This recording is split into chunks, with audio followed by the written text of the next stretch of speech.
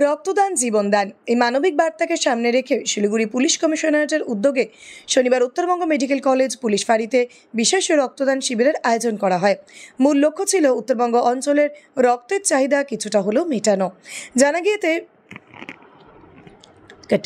জানা গিয়েছে বিগত কয়েক বছর ধরেই শিলিগুড়ি পুলিশ কমিশনারেটের বিভিন্ন থানা ও ফাঁড়িতে নিয়মিত রক্তদান শিবিরের আয়োজন করা হচ্ছে। এবারে ক্যাম্পে সংগৃহীত সমস্ত রক্ত উত্তরবঙ্গ মেডিকেল কলেজ ও হাসপাতালে চিকিৎসার কাজে ব্যবহার করা হবে।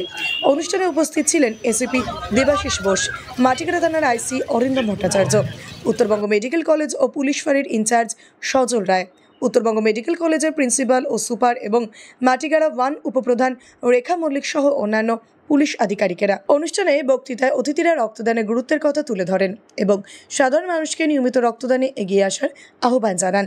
পুলিশের এই মানবিক উদ্যোগে শহরের বিভিন্ন মহল থেকেও প্রশংসার ঝড় উঠেছে।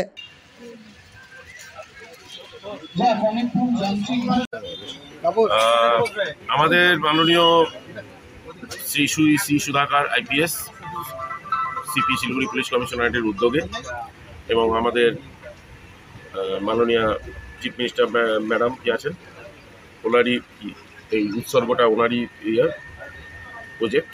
তো সেই প্রজেক্ট আমরা প্রতি বছরই আমরা শিলিগুড়ি পুলিশ কমিশনারেটের বিভিন্ন থানা বা ফাঁড়িতে আমরা উদযাপন করি এই উৎসর্গ ব্লাড ডোনেশন ক্যাম্প।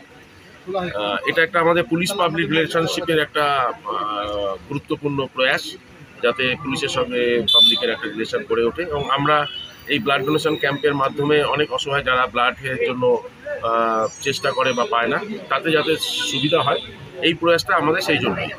ঠিক আছে, আমরা কোভিডের সময়ও অনেক ব্লাড আমরা ডোনেট করেছি, তো প্রতি বছরই আমরা করি। আমি বিশেষ করে ধন্যবাদ জানাবো আমাদের আউটপোস্টে যে ইনচার্জ আছেন সজল রায়কে, যে ওনার এই উদ্যোগটা সাধারণ মানুষের অনেক সুবিধা এবং ভালো হবে। স্যার, এই ব্লাডটা কোথায় যাবে স্যার? এটা নর্থ মেডিকেল কলেজেই যাবে। কতগুলো স্যার ব্লাড আজকে এখানে ডোনেট করা হবে? আমরা এক্সপেক্ট করছি যতটা বেশি করা যায়। এখন দেখা যাক, আমরা মানুষের সহযোগিতা যতটা পাবো, আমরা পুলিশের থেকেও আমাদের ব্লাড দেওয়া হচ্ছে, আমরা আশা করছি একটা ভালো অ্যামাউন্ট ব্লাড আমরা আজকে ডোনেট করতে পারবো। Thank you.